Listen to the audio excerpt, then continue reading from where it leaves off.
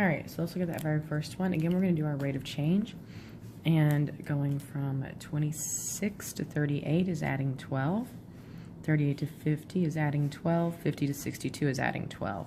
Here we're going up by ones. So automatically know rate of change. We're doing our change in y divided by change in x. So 12 over 1, 12 over 1, 12 over 1. So my slope is 12. Since I know my slope is 12, I automatically know that my equation is a y equals 12x. That automatically eliminates 2. Now you just have to figure out the y-intercept. Once again, many ways. I can keep going down by 12, so then this would give me down to 14. And then that would drop down again. If I'm going to drop down 12 more, that's a 2. So that means from 2 subtract 1 gives me 1. And then subtract another one gives me my 0. When x is 0, my y-intercept is 2. I already know it's 2. You can put these into your stat calc, if you remember, into the statistics part of your calculator to generate the equation. You could have done y equals mx plus b, substituted in the 26, substitute in the slope, substitute in the number 2, and solve for b. This is one of my favorite ways to do it. I just think it's nice and fast because you just don't ever really know what you're going to have. And so that's my b value, which goes right there. You could have substituted them in. 2 times 12 gives you 24, plus 2 gives you 26.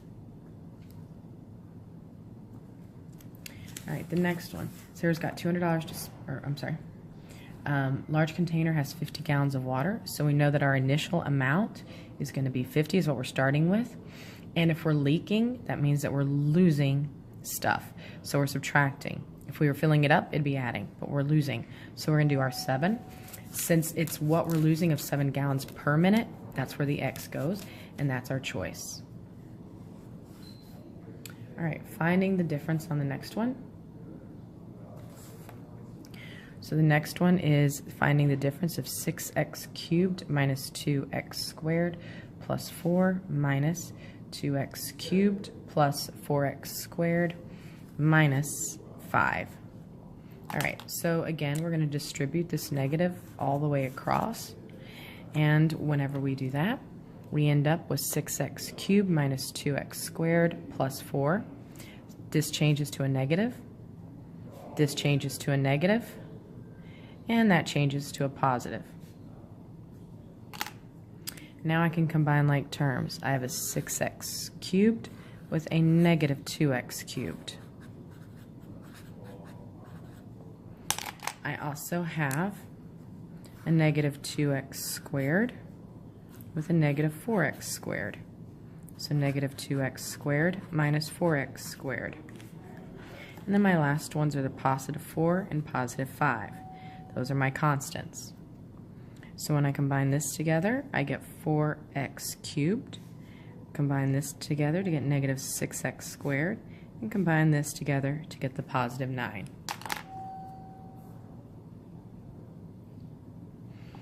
All right, if we're looking at the next one.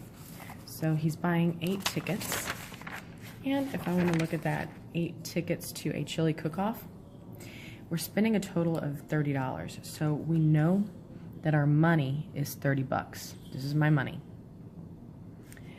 They also know that they've bought 8 tickets. So tickets and money. So we have adults and children.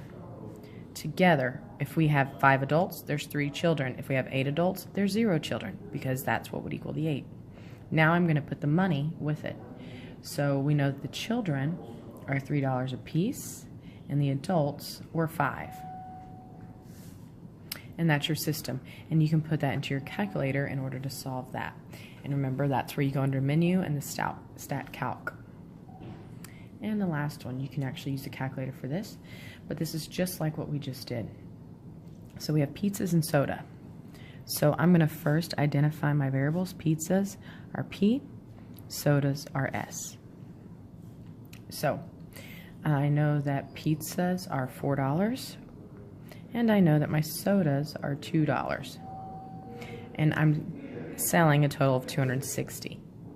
Now, it says that the number of sodas was 5 more than 3 times the number of pizzas. So sodas was, so S equal, the same thing as is, 5 more than, not greater than, but just 5 plus, because we're just doing an equation, 3 times the number of pizzas.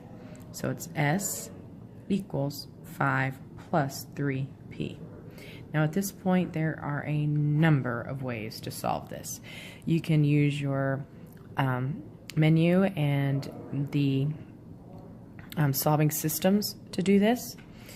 You could have just simply tried to substitute in the 80 pizzas, 80 times 4 and 25 times 2, and seen if that works, starting with each of them. The first choice was 80 times, or one choice was 80 pizzas, so 80 times 4 plus 25 times 2, and find out, does that equal the money of $260? You could do that. You could do each of those and try to figure out which one fits in. You could have also, if you had this equation, substituted them into C. If you want to do it by substitution by hand, this right here must substitute in for the S here. So it's a 4P plus 2 times 5 plus 3P equals 260. You distribute the positive 2 to get 10 plus 6P. Combine like terms. 6P and 4P are 10P. And now we're solving for P. We first subtract 10. We divide by 10. And P equals 25. So I know I sold, so I know I sold 25 pizzas. I substitute it back in to this equation way up at the top. And I get that sodas is 5 plus 3P.